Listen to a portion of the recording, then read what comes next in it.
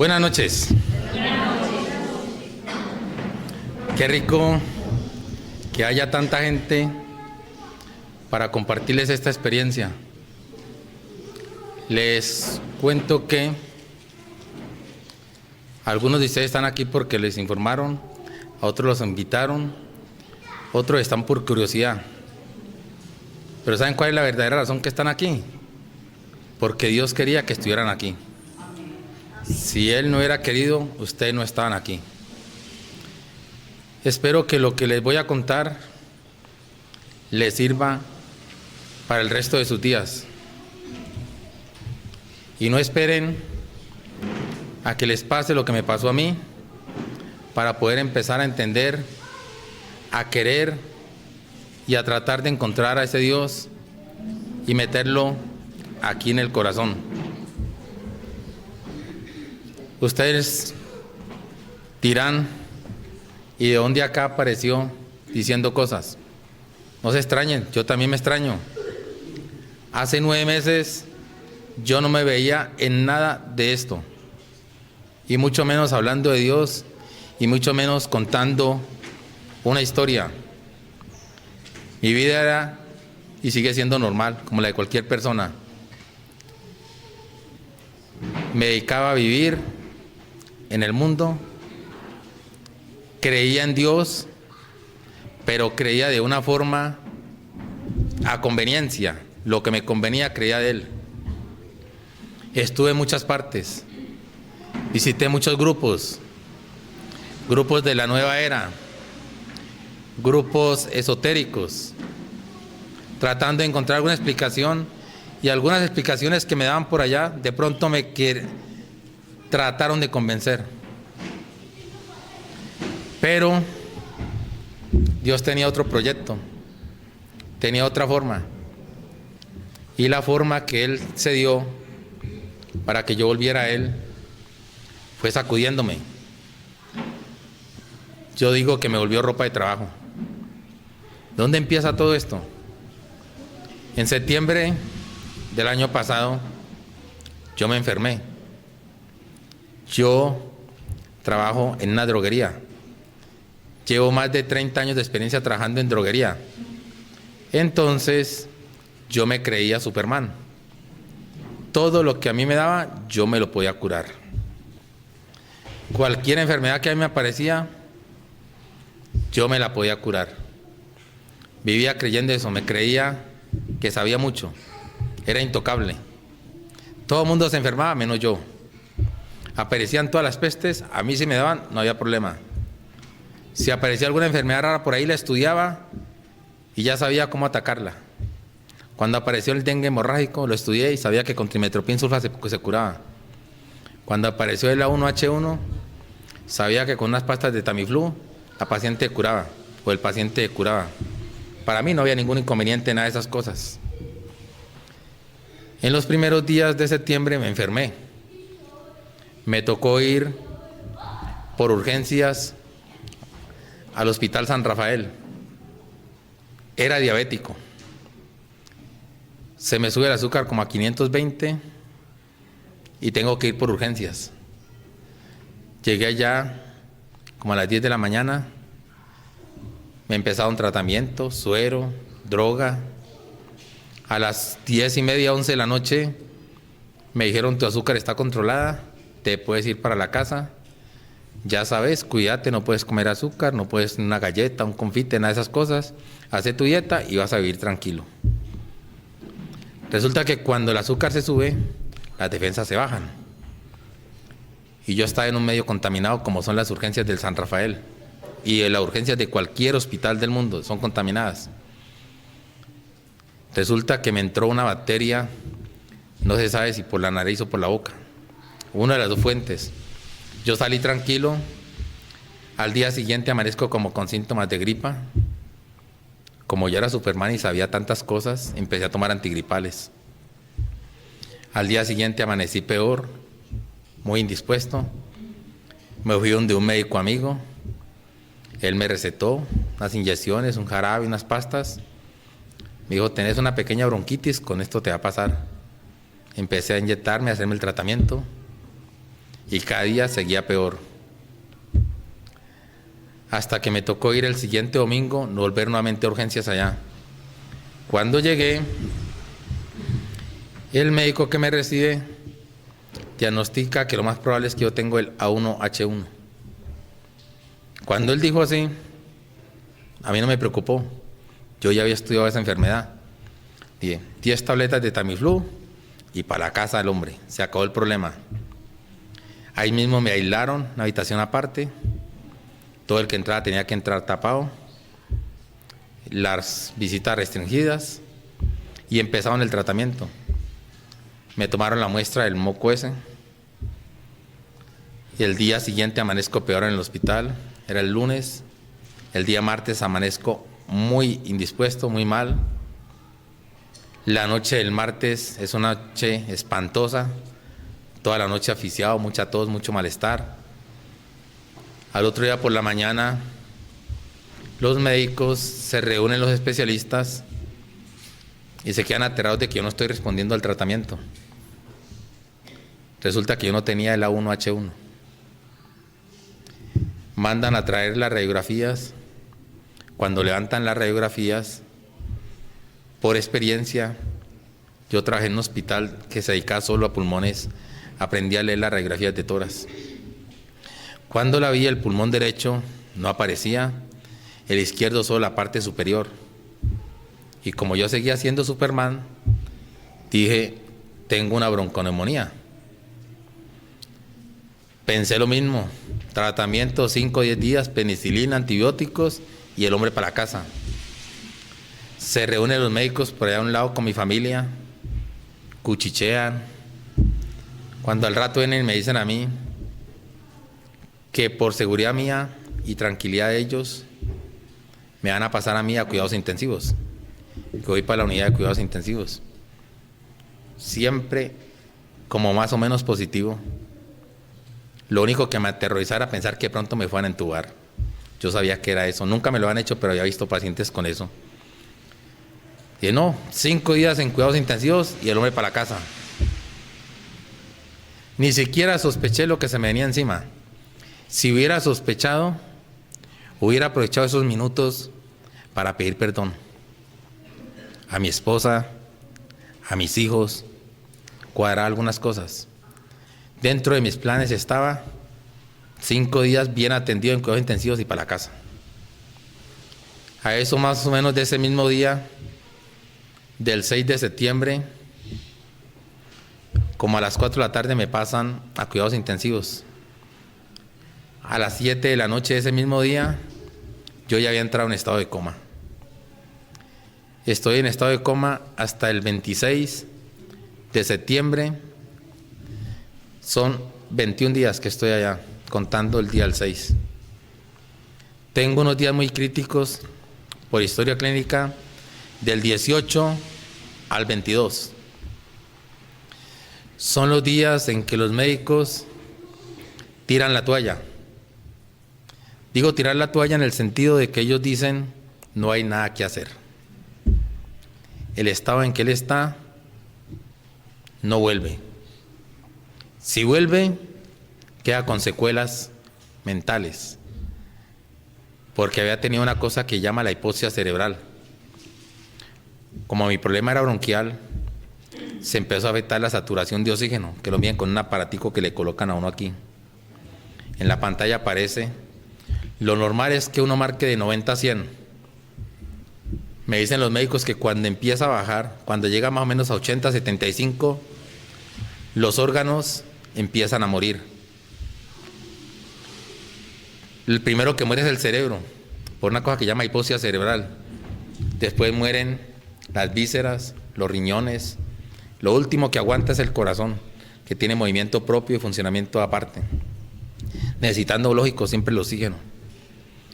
En esos días críticos, mi saturación de oxígeno bajó a 25.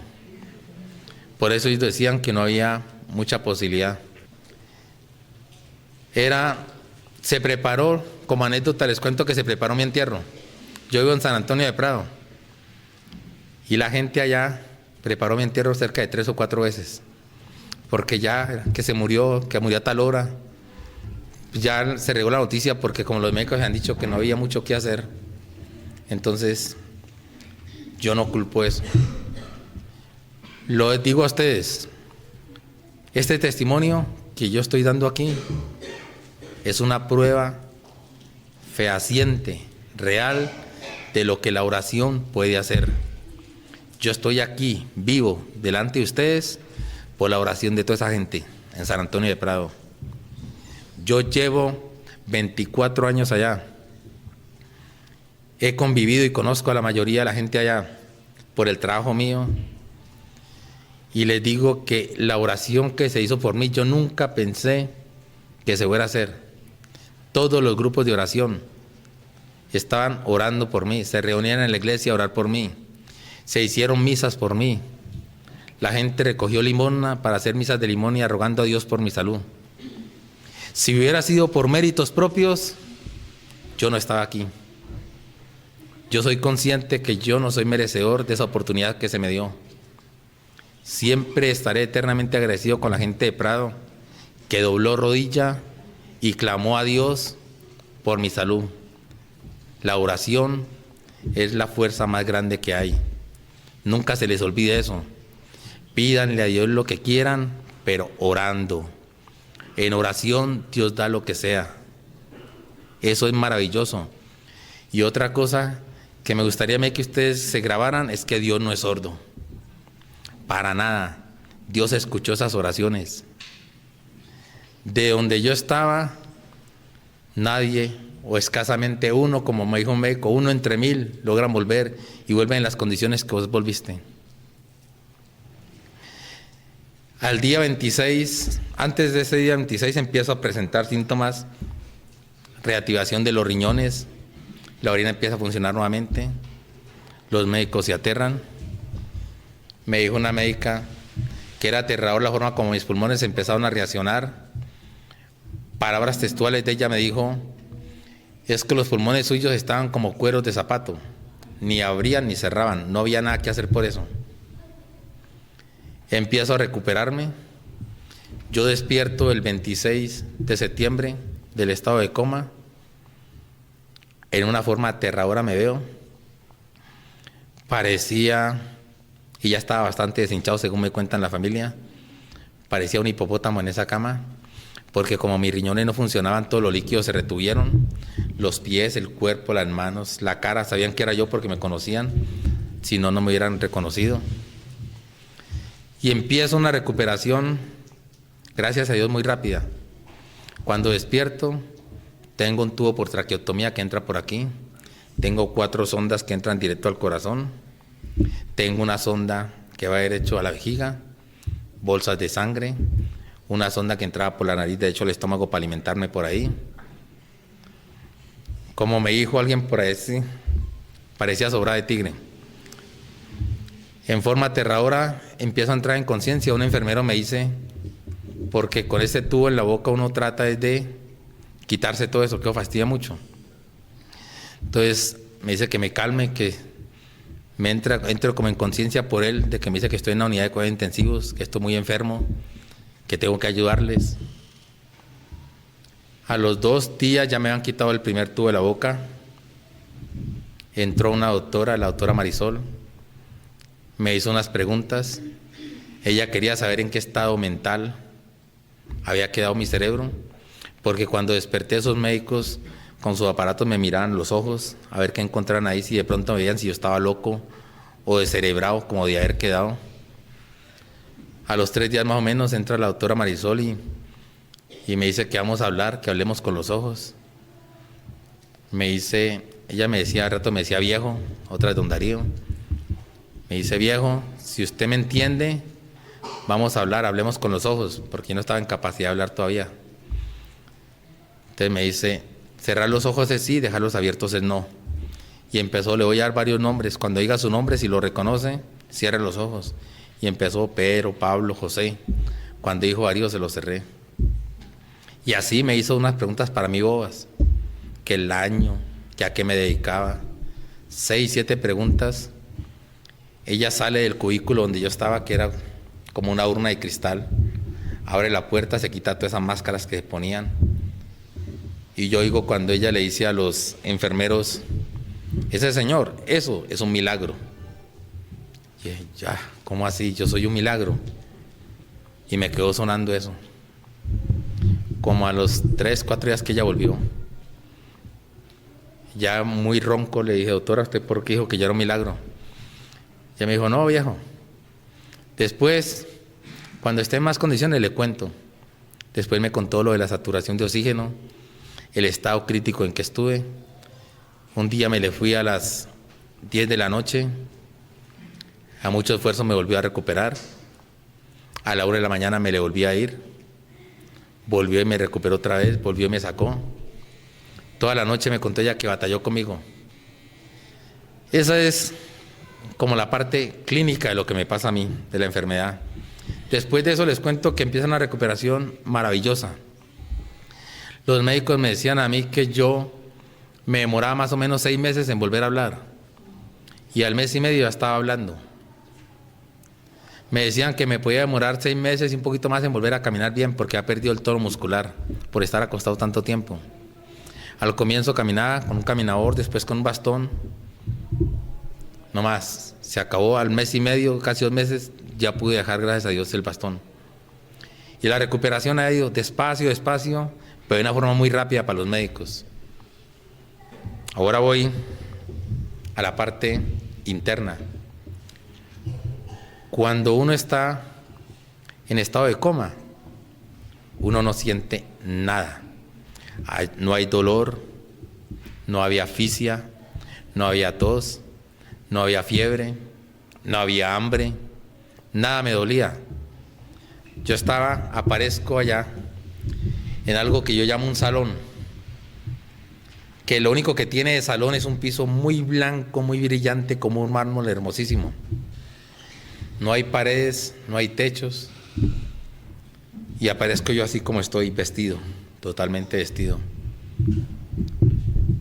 Cuando me veo así, yo empiezo a cavilar, a pensar, no, esto es una pesadilla, estoy metido en una pesadilla.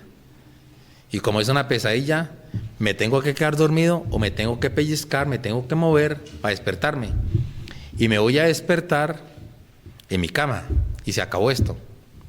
Ni me quedaba dormido, ni me despertaba. De pronto aparece ante mí una multitud de gente. Yo le digo a la gente, si alguna vez han visto la salida de un clásico nacional Medellín, que eso parecen ríos de gente, cuando hay lleno total, eso multiplíquelo por 10.000 o por 100.000. Eso la gente de todos los lados salía, por todos lados, iban y venían. Entonces yo dije, alguien tiene que hablar mi idioma, porque había de toda clase de gente. Había árabes, indígenas, ancianos, niños, jóvenes, cada uno con el atuendo como de su región, como de la parte donde vivía. Entonces yo pienso que alguien me tiene que decir dónde estoy. Y yo empiezo, hey, ¿dónde estoy? ¿Esto qué es? ¿Qué pasa? Pero nadie me volteaba a mirar, nadie me contestaba. Entonces volví, si no me quieren hablar, me les voy a atravesar. Y empecé a atravesarme, me atravesaba y esos seres pasaban por aquí hasta el otro lado. Entonces volví otra vez, no, esto es una pesadilla. Ahora sí estoy convencido que estoy en una pesadilla. Volví otra vez, la solución es quedarme dormido y ya sé que cuando voy a despertar, despierto en mi cama o pellizcarme. Ni siquiera era consciente que yo estaba en una enfermedad, que estaba enfermo, nada. Yo estaba metido en una pesadilla, decía yo. ¿Cuándo empiezo a tomar conciencia de lo que está pasando? Cuando, como si fuera un parlante viejo, como un radio mal sintonizado, yo oigo la voz de mi familia, que me decían que no me muriera, que luchara, que le pusiera, como quien dice, berraquera, que tenía que volver. Yo empecé a buscar por dónde entraba esa voz. Nunca encontré por dónde entra la voz. Yo decía, si encuentro por dónde entra la voz, esa es la salida. Nada. Cuando yo oigo de que me dicen de que no me muera, entonces entro yo como en conciencia, bueno, algo está pasando. o estoy muerto o me estoy muriendo. Y entonces empecé a acordarme de Dios y volví otra vez lo que había hecho acá, volví a hacerlo allá, a negociar con Dios, porque mi relación con Dios acá había sido simplemente cuando tenía una necesidad, me iba para la misa, le oraba, le pedía, le decía: Señor, si tú me das esto, yo hago esta obra de caridad. Si tú me colaboras en este problema, yo hago esta labor. Negociaba con Dios. Y Dios era tan grande que la mayoría de las veces me dio lo que negociamos. Y yo le cumplía. Pero hasta ahí llegaba. Ese era mi negocio con Él. No hacía absolutamente nada más. Y allá empecé a hacer lo mismo. Yo empecé a decir: bueno, Señor, si estoy muerto, hazme entender que estoy muerto. Y si estoy vivo, déjame volver. Y empecé a decirle: Señor, yo medio toco la guitarra. Si tú me dejas volver, yo voy a organizar un grupo de alabanza. Yo te voy a cantar, yo te voy a alabar. Pero déjame volver, déjame volver. Y empecé a orar las oraciones que me acordaba. Empecé a rezar el Padre Nuestro, el Ave María. Y empezó a darme como esa desesperación, como esa angustia de saber de que algo pasaba. Yo estoy en una claridad, hágale cuenta, al mediodía, y a lo lejos empieza a aparecer como una luz que se va acercando, y esa luz va acercándose. Yo lo asemejo como si viniera una locomotora a lo lejos. Estando en una claridad, la luz que viene es más clara, y esa luz empieza a tocarme. Cuando esa luz me toca, eso era maravilloso, eso era increíble, eso era paz, era felicidad, era un gozo único. Yo no quería que esa luz se acabara, yo no quería que eso pasara. Y esa luz eran dos santos de Dios. Uno de ellos era San Cayetano. Y ustedes me dirán: ¿por qué San Cayetano? San Cayetano es aquel santo que de niño mis papás me enseñaron a amar, a querer. En mi casa nunca ha faltado la imagen de San Cayetano en la cocina, porque es el santo de la providencia. A mí me enseñaron que donde está San Cayetano en la cocina nunca falta la comida. Y en mi casa nunca ha faltado la comida. Pero miren que yo con San Cayetano no tenía sino también un tipo de negocio. Cada año, al comienzo cuando me vine, yo soy nacido en Popayán. Cuando me vine de Popayán para acá, los primeros 2 años iba a la misa del 7 de agosto. Y después, por insinuación de mi mamá, dijo: mi hijo, pues páguele la misita a San Cayetano allá. Allá nadie lo conoce, pero páguele la misa. Entonces empecé yo a pagar cada 7 de agosto la misa y empecé a invitar a la gente a que fuera. Se reparte el pan, la espiga, la estampa de él. Se busca quien la cante o la cantamos los que me podíamos ahí. Hasta ahí llegaba mi trato con él. Se acababa la misa, le cumplí. Listo, él ya queda comprometido a darme comida el resto del año. Y hasta ahí llegaba. Yo no era un devoto de él, seguidor acérrimo de él. Pero miren que estaba allá para interceder por mí. Sin ser yo un devoto fiel, allá apareció. Y apareció para ayudarme. Y yo le pedí a él y al otro santo, les decía, cuando yo sentía esa luz, les decía: yo me voy con ustedes, yo me quiero ir con ustedes. Y él me contestaba: no es tiempo aún, ore, pida a Dios una oportunidad, Dios es grande y misericordioso. Y yo era de terco: no, yo me voy. Cuando esa luz lo toca a uno, usted no se acuerda ni de mujer, ni de hijos, ni de negocios, de nada. A usted no le importa nada de lo que hay acá. A usted se le olvida todo eso. Y yo rogaba que me iba. Dios, no. Ore. Pida a Dios una oportunidad. Dios es grande y misericordioso.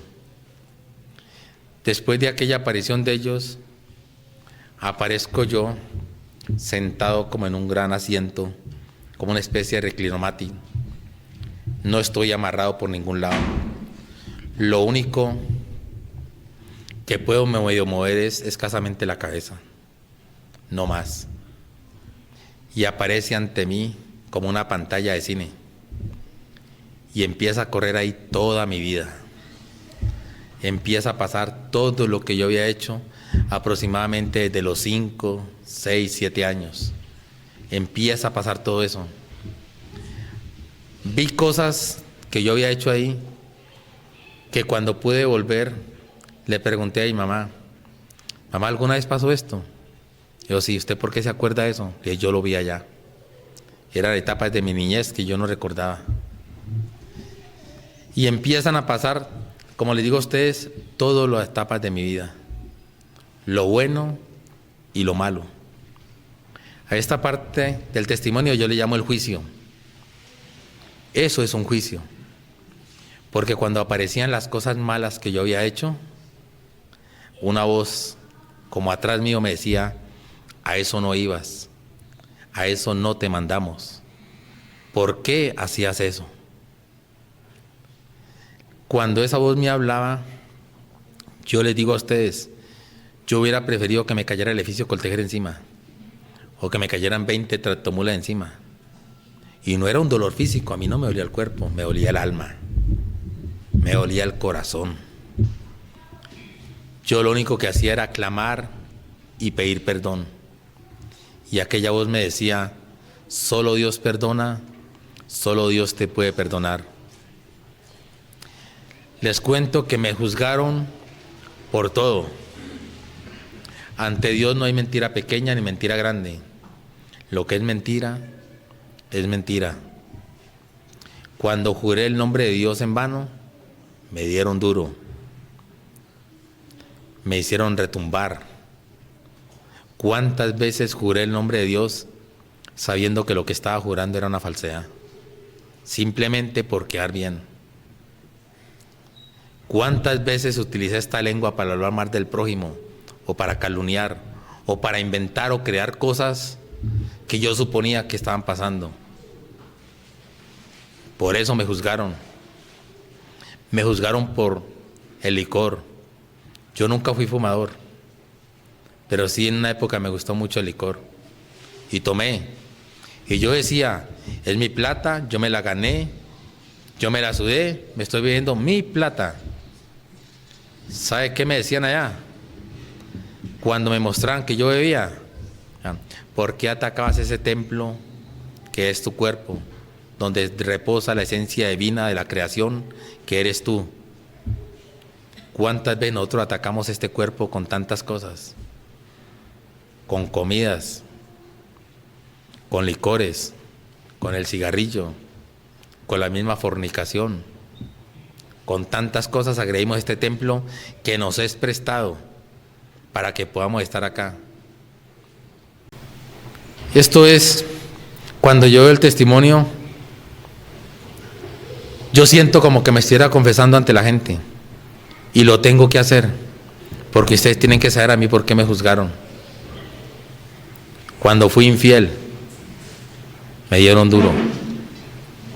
Cuando fui infiel, me decían, ¿por qué faltaste a ese juramento que hiciste ante ese altar, ante el Señor?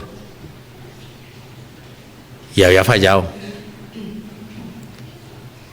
Si a mí me juzgaban eso, ustedes se pueden imaginar a los que viven en concubinato, que ni siquiera se han acercado a un altar y lo hacen simplemente por orgullo. Eso es una especie, un estilo de fornicación. Les cuento que hace unos años me dio a mí por hobby, dizque por aprender a leer las cartas y el cigarrillo. Oigan, y aprendí.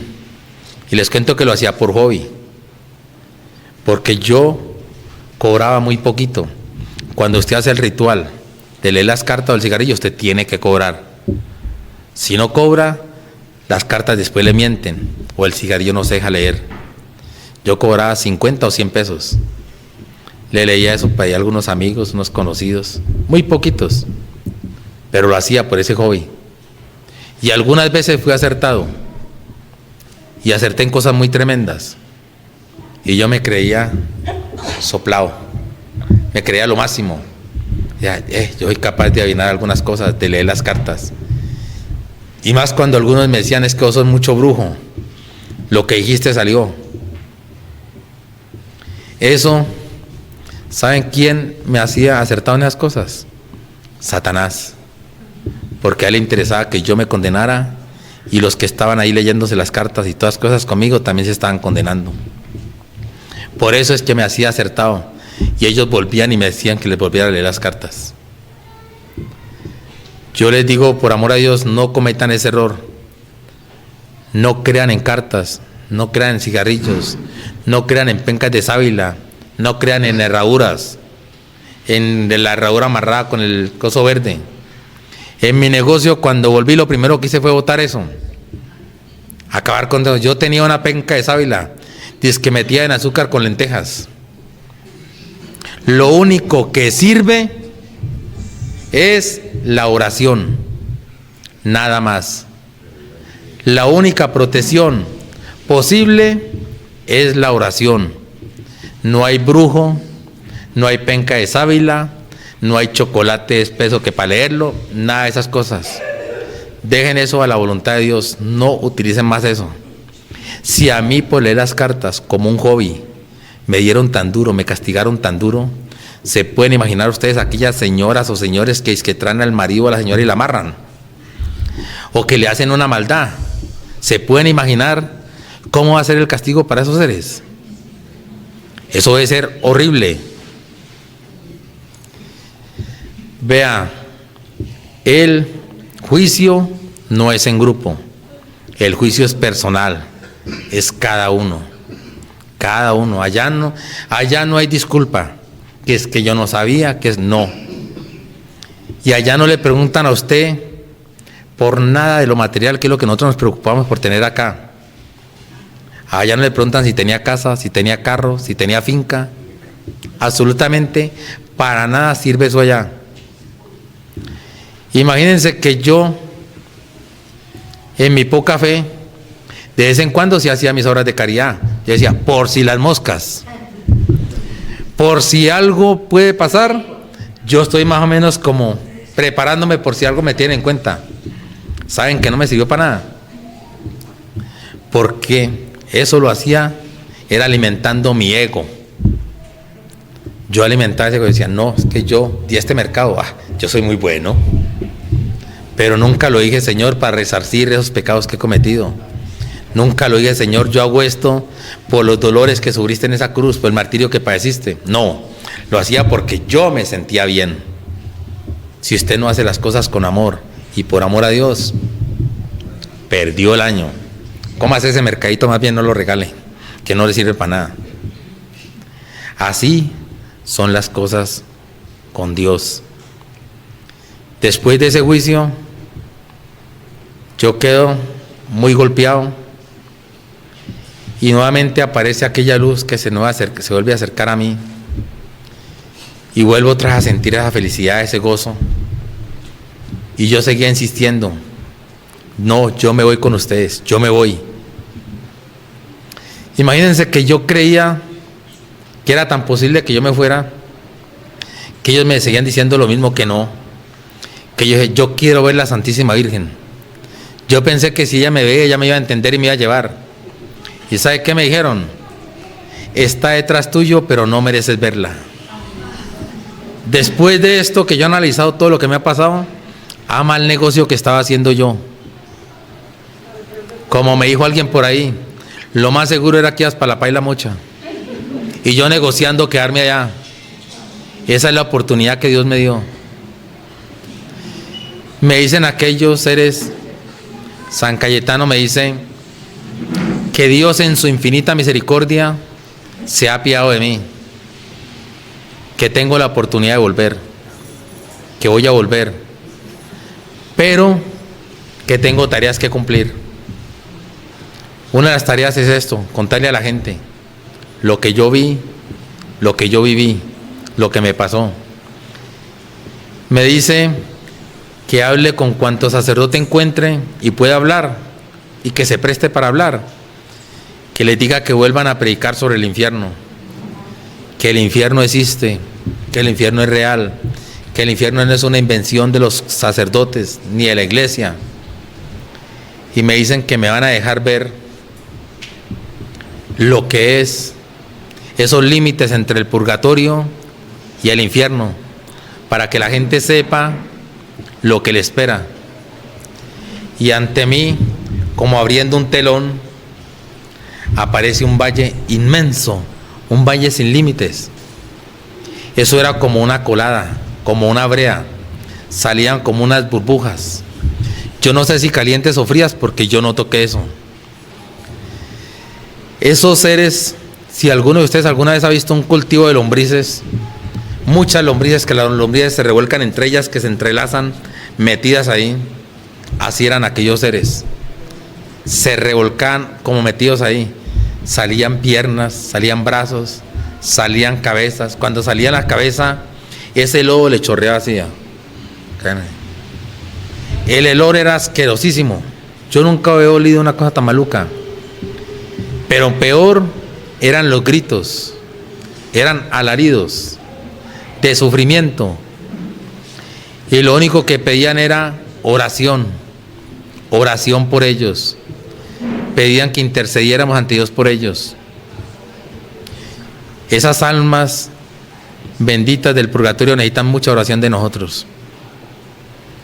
Cuando yo cuento esto, yo le digo a la gente, aunque sea una vez al día, si se acuerdan de esto, hagan un Padre Nuestro, una Ave María por aquellos, porque el sufrimiento es muy grande, el sufrimiento es espantoso, y cuando nosotros hacemos oración por ellos, eso es un pequeño bálsamo que le llega a ellos allá. Y les cuento una cosa, estamos ahorrando amiguitos allá, porque ellos van subiendo, acercándose a Dios, porque al cielo no llega nada manchado, al cielo no entra nada manchado. Tendremos que pasar por ese purgatorio, tendremos que pasar por ahí, y depende de nosotros el tiempo que vamos a permanecer allá. Si la gente viera lo que yo vi, siquiera 10 o 15 segundos, le garantizo que el mundo estaría cambiando, simplemente por terror y por miedo. Eso es espantoso, el sufrimiento es espantoso. Tenemos que tratar de acercarnos a Dios y resarcir tantas faltas que hemos cometido. Yo me declaro pecador, y como pecador lo único que puedo hacer es rogar a Dios, suplicar misericordia, porque yo sé que Él es misericordioso, y tratar de resarcir. Hay errores que no tienen reversa, pero hay errores que Dios los perdona, y nosotros tenemos regalos de Dios grandísimos, aprovechémoslos. Tenemos ese regalo del sacramento de la confesión, de la reconciliación que nosotros llamamos. Aprovechemos ese sacerdote que nos están regalando ahí. El sacerdote es un ser escogido por Dios para eso, y Él tiene. Lean la Biblia, en el Antiguo, en el Nuevo Testamento, aparece bien clarito, está bien claro, el sacerdote es elegido por Dios, y Él tiene un poder inmenso, y tiene el poder de perdonar esos pecados. Les cuento que después de que me muestran eso, yo pregunto que entonces, ¿cómo nos salvamos? ¿Que cuál es la salvación? Y aparece ante mí, imagínense ustedes la luna saliendo por el horizonte, cuando está luna llena, multipliquen esa luna por 10,000 o por 100,000, aparece una hostia grandísima, inmensa, elevándose, y debajo de esa hostia un cáliz hermoso, con las joyas más hermosas que ustedes se puedan imaginar. Yo no sé de joyas, pero eso era muy hermoso. Y de esa hostia y ese cáliz caía una luz, y esa luz era como una escarcha. Eso era maravilloso, maravilloso, increíble era. Y ellos me decían, esto es lo único que salva, esta es la salvación del mundo. Aprovechemos esa Eucaristía. Yo fui un ser que perdí más de la mitad de mi vida sin aprovechar eso. Ahora procuro casi todos los días ir a misa y comulgar. Yo hacía años no me acercaba al sacramento de la confesión. Cuando volví allá, pedía a un sacerdote para la confesión. Y eso que ya me habían aplicado los óleos. Cuando estaba agonizando, yo no sabía Y una señora amiga de la casa llegó y encontró a mi familia toda atribulada, que yo me estaba muriendo, y ella dijo: ¿ya le aplicaron los óleos? Yo: no. Salió, cogió un taxi y fue y trajo un sacerdote, lo metieron allá y me aplicó los óleos. Si algún día tiene una persona en estado terminal, en coma, denle ese regalo. Ese es el regalo más grande, esas manos de sacerdote imponiendo los óleos. Eso es maravilloso. Le ayuda a uno a volver acá o a arrancar bien, a tener las maletas listas para allá. Esos son regalos que tenemos acá. Es que Dios en su misericordia nos ha puesto el cielo de papaya. Nos ha dado una cantidad de formas de que nos salvemos y nosotros no las aprovechamos. Imagínense que yo creía que yo había sido un buen papá, porque a mis hijos no les faltó la casa, tuvieron techo, comida, estudio, suficiente, decía yo. Pero ¿saben de qué me olvidé? De enseñarles a Dios, de mostrarles a Dios. Yo fui con mis hijos a una misa cuando hicieron la primera comunión, y de pronto a una que otra misa social, un matrimonio, algo que había que llevarlos porque no había con quién dejarlos o algo. Eso es juzgado allá también. Eso es muy duro. Solo me resta decirles que tenemos que hacer mucha oración. Preparémonos, porque me mostraron cosas muy duras que van a venir. Yo no vine aquí a meterles terror a ustedes ni les voy a contar todas esas cosas. Solo les digo una cosa: lo de Haití fue una caricia.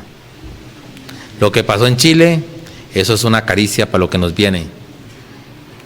Imagínense que yo preguntaba que si Dios nos iba a castigar. Me decían: Dios no es castigador, Dios es amor y misericordia. Me decían: viene un recomenzar, un volver a empezar. Me decían que estamos peor que Sodoma y Gomorra. Lo único que nos salva es la oración.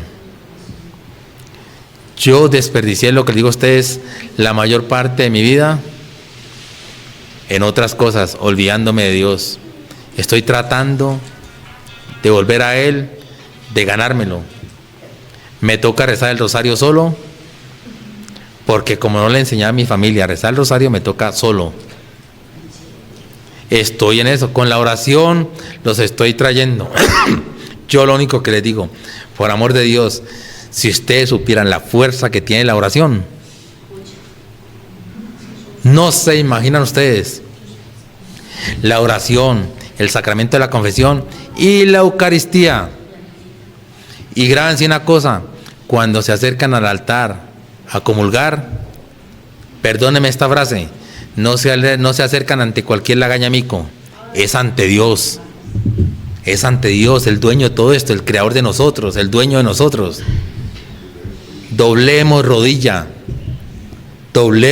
ante ese ser, porque es que ahí está metido. Eso no es, el sacerdote tiene poder para eso, para consagrar esa hostia, concedido por Dios. Y el sacerdote puede ser bueno, malo, regular, gordo, flaco, bonito, feo, pero ahí está Dios. Y si es malo y cometió errores, será juzgado y peor allá. Va a ser el juicio tremendo para ellos. Tenemos que orar mucho, mucho por esos sacerdotes. Si el sacerdote se daña, mucha culpa es de nosotros porque no rezamos por él. No oramos por ellos. Ese es mi testimonio. Eso les quiero compartir. Si alguien tiene alguna pregunta y yo, en mi mucha ignorancia, les puedo contestar,